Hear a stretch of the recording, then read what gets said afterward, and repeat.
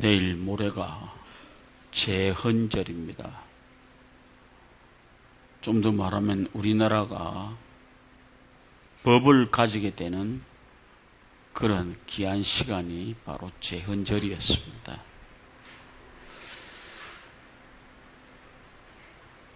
내가 오늘 여러분들에게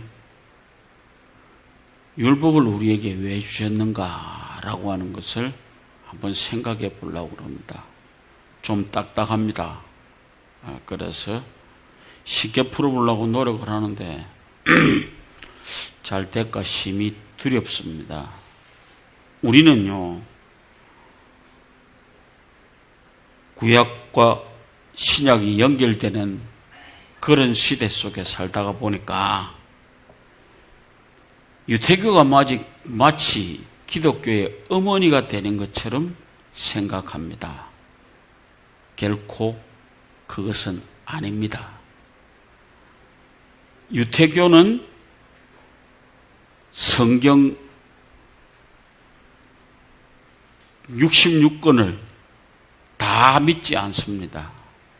그 사람들은 창세기, 출애굽기, 레위기, 신명기, 민수기까지만 다시 말해서 모세오경이라고 그렇게 합니다. 그것만 믿습니다. 그런데 그게 왜 기독교의 모태가 될 수 있겠습니까? 아닙니다.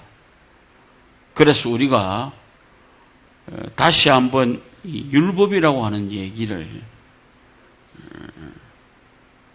우리들의 생각에서 잘 생각하고 머리에 넣어둬야 되겠다라고 하는 것을 우리는 생각해야 됩니다. 바울이 뭐라고 그랬어요? 바울의 복음은 율법으로는 구원을 얻지 못한다라고 하는 얘기입니다. 오로지 믿음으로만 구원을 얻는다. 이것이 이제 바울이 가지고 있는 생각입니다. 그런데 바울은 뭐라고 그래요? 자기는 율법으로는 흠이 없는 사람이고 가말리엘의 문화 속에서 태어났고 모든 것에서 완벽한 사람이었는데 그는 그것으로 구원을 얻지 못했기 때문에 결과적으로 다메섹 도상에 가다가 하나님의 엄청난 얘기가 떨어졌습니다. 눈이 깜깜하게 어두웠습니다. 기어서 내려가서 아나니아라는 사람을 만나서 그 불이 벗겨지는 그런 엄청난 일을 겪고 난 다음에 그 바울은 그 다음부터는 복음에 대해서 확실하게 얘기합니다. 뭐라고요? 우리는 믿음으로 구원을 얻는다. 지가 그동안에 공부했던 것은 가말리엘이라고 하는 자체가요, 우리나라 요즘으로 말하면 서울대학입니다. 유태교에서 말하면 최고의 학부입니다.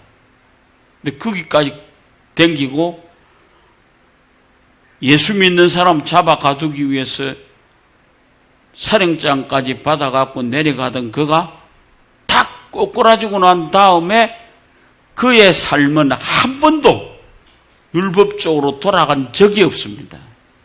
그때부터 모든 거 다 내려놓고 뭐라고요?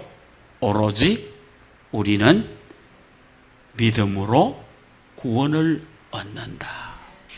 오늘 여러분과 내가 믿는 믿음의 뿌리가 바로 여기 있는 겁니다.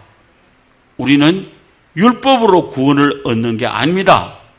우리는 바로 복음으로 분명한 구원을 얻는 것이다. 오늘 우리는 기독교와 정면 충돌하고 있는 이 바울이 얘기하고 있는 복음과 율법, 이 얘기를, 이 로마서 7장은요, 바울 사도의 자기 고백입니다. 뒤에 가보면요, 오라 나는 공고한 자로다. 누가 나를 이 사망의 몸에서 건져줄 것인가 라고 하는 것으로 엄청난 고민을 합니다. 좀 더 말하면 지금까지 자기가 가지고 있었던 모든 것을 가만히 생각해 보니까 지금 자기 머릿속에서 이 해결이 안 되는 겁니다. 그러다 보니까 오라 나는 공고한 사람이로다. 누가 나를 이 사망의 몸에서 건져줄 것인가 라고 하는 고백을 하고 난 다음에 그가 뭐라고 그럽니까? 그 다음부터는 자신 있게 돌아옵니다. 그러면서 나는 오로지 믿음으로 구원을 얻는다. 이런 얘기를 바울 사도가 하게 되는 것입니다. 그러면 오늘 우리 로마서 7장 7절에서 12절까지 사원돼서 첫째로 우리가 생각할 것은 뭐냐? 율법은 뭐를 얘기하는 것인가? 첫째로 율법은 죄를 알게 하는 것이다. 좋은 예를 하나 들어볼게요. 우리 옛날 그냥 대충대충 살 때 있잖아요. 그러면 우리 시골에서 제가 살 때 보면 남한은 영감님들이 갈 때 거들먹거리고 가다가 제일 먼저 하는 짓이 뭔 줄 알아요? 하고 탁 뺐습니다. 뭐를? 가래를. 그때는 그 영감 참 멋지다 그랬는데 지금 그렇게 하면 어찌 돼요? 벌금을 물어야 됩니다. 그게 옛날에는 안 그랬거든요. 그런데 그게 왜 벌금을 물게 됩니까? 법이 생긴 게. 그러니까 가래를 뱉으면 얼마를 내야 된다라고 하는 법이 성문화 딱 되어지니까 걸리면 빼도 박도 못하는 겁니다. 옛날에는 그게 권위였어요. 하는 거 땡기는 것이 권위였는데 지금은 감히 그렇게 하다간 큰일 납니다. 그래서 이게 뭐냐? 율법이 우리에게 죄를 알게 하는 것이다. 이게 없을 때에는 죄가 죄인 줄 모르고 살았다 이 말이에요.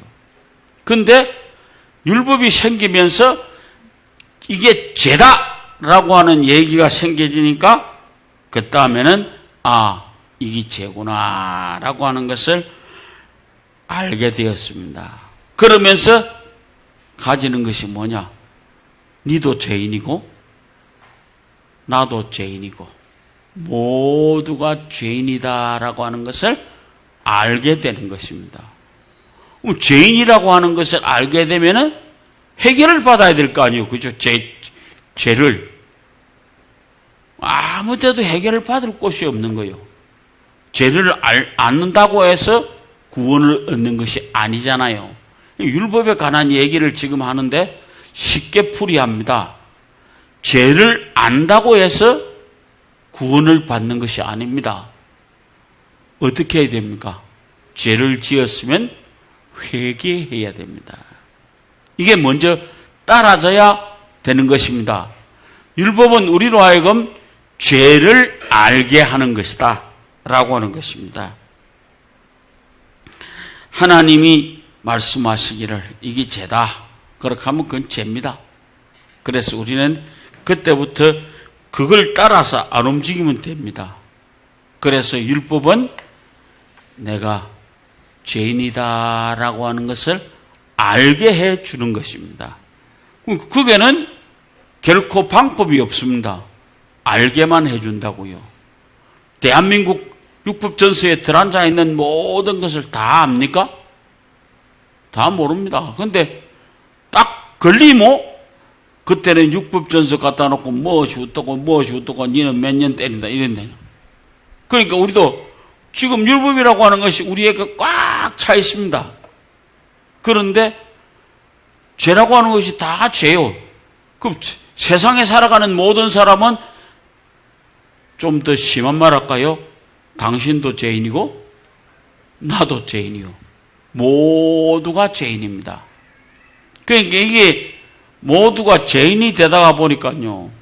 그 다음에는 이 방법을 알지를 못하는 거예요. 어떻게 해야 되는지를 몰라. 그냥 죄 짓고 사는 거예요. 끊임없이 죄를 짓고 또 짓고 사는 거예요. 그런데 예수 그리스도를 알고 나니까 뭐라고 그래요? 우리에게 가르치는 말씀이 회개해라. 이거는 쉽게 말하면 우리 속에 들어앉아 있는 모든 것을 내어놓고 하나님 잘못했습니다 라고 하는 얘기를 하라 이 말이에요. 그게 안 되고는 절대로 죄가 해결되지 않습니다. 율법 전수에 모든 죄가 다 있잖아요. 그런데 분명한 것은 죄를 알고 그 다음에는 그 죄를 짓지 아니하고, 오늘 우리는 죄인이기 때문에 오늘 또 돌아앉아서 하나님 앞에 끊임없이 죄를 회개하는 사람이 되어져야 되는 것입니다. 이게 바로 우리가 그리스도인으로 사는데 제일 중요한 것입니다. 그래서 율법은 우리가 죄인임을 알게 하고 그 율법으로 인하여 내가 하나님 앞에 불순종하는 죄를 범했구나.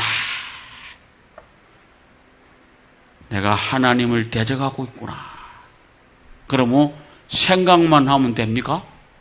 우리 지금 잘못하는 게 뭐인 줄 알아요? 회개라고 하는 것은요, 다시는 그거 가면 안 되는 겁니다. 그런데 생각은 골백 번도 더 합니다. 그런데 다음 행동을 옮겨 놓는데 똑같은 자리로 또 간다 이 말입니다. 그래서 우리는 거기서 나와져야 되는 것입니다. 그래서 율법은 우리로부터 죄가 무엇인지 알게 해준다. 오늘 귀한 것 배우십니다. 그러니까 죄를 알면은 그 다음 우리들이 해야 할 일이 뭐요? 죄를 회개해야 되는 것입니다. 반드시 죄는 해결하고 가야 되는 문제입니다. 우리에게 있어서. 그래서 오늘 우리가 율법이 없으면 죄가 죽은 것이다. 그런 얘기를 합니다. 네, 재밌는 얘기는 한 게 있고요. 중학교 교실에서 담임선생님이 본드나 담배 피우지 마시오. 이렇게 얘기를 합니다.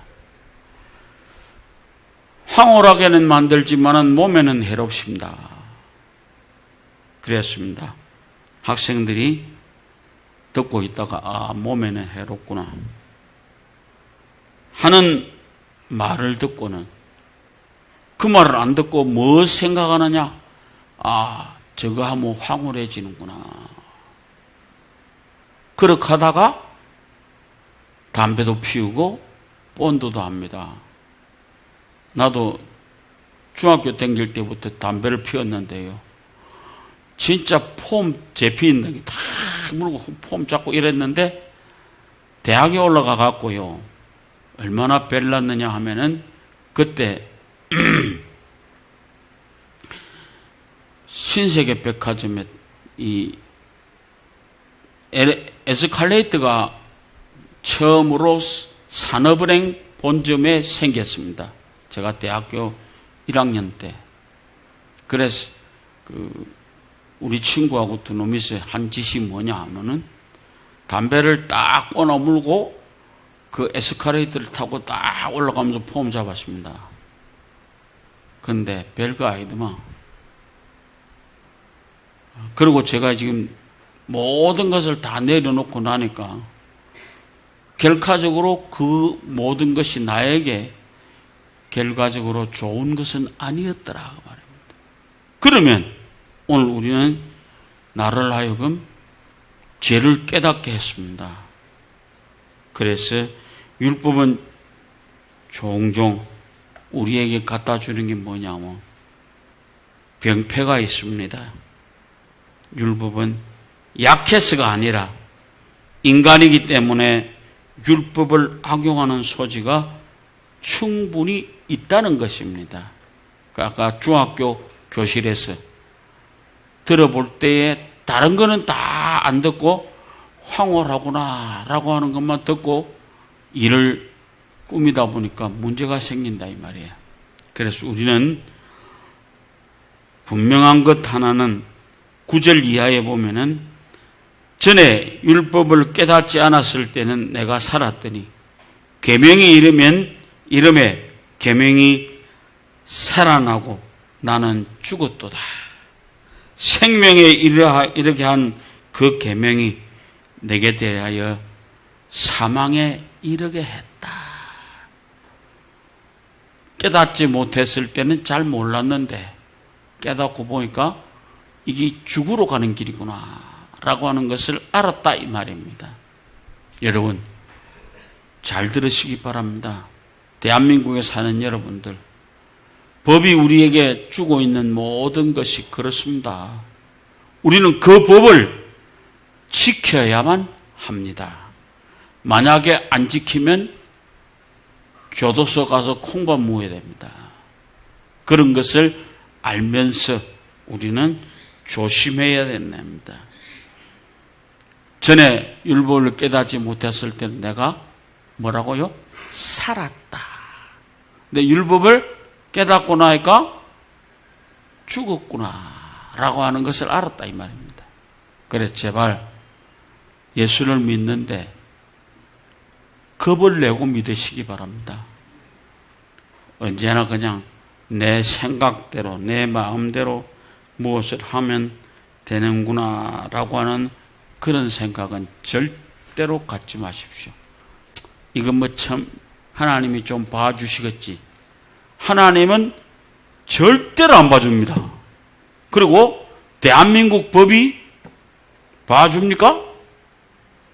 내가 걸리면 그때는 봐주는 거 없어요.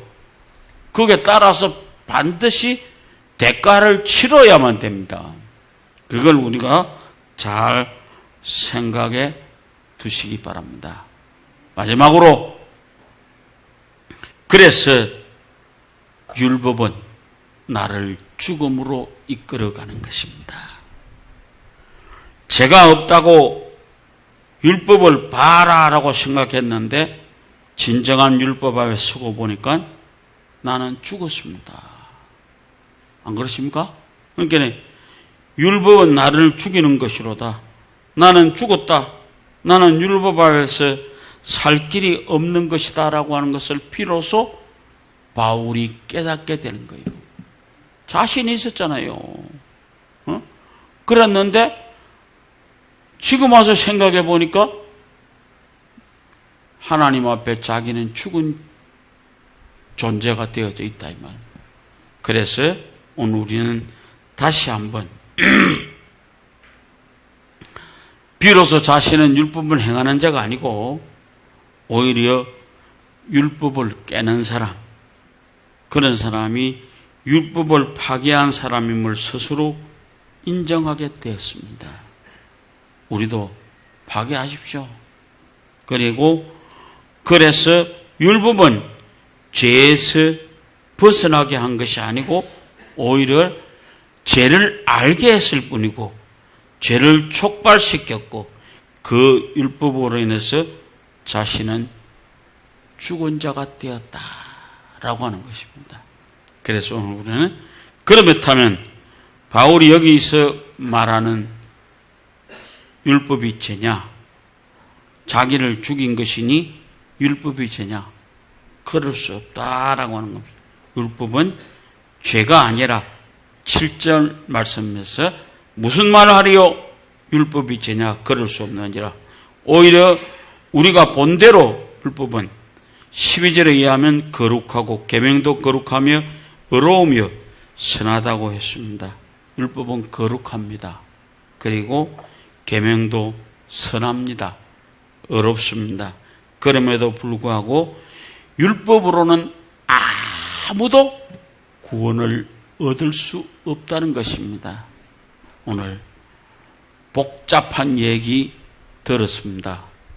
율법은 우리를 죄가 무엇인지 알게 하고 그 율법은 우리를 죽이고 그래서 우리가 이 율법에서 벗어나서 살 수 있는 것은 오로지 모든 것 내려놓고 하나님 앞에 회개하는 사람이 되어져서 그러므로 믿음으로 구원을 얻을 수 있는 사람. 그 사람이 되기 위해서 여러분과 나는 지금도 끊임없이 주일날 아침에 예배가 나옵니다.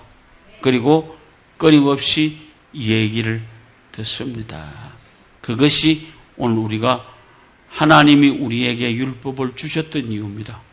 율법은 우리를 죄를 깨닫게 하시는 것이다 라고 하는 것만 기억하시기 바랍니다.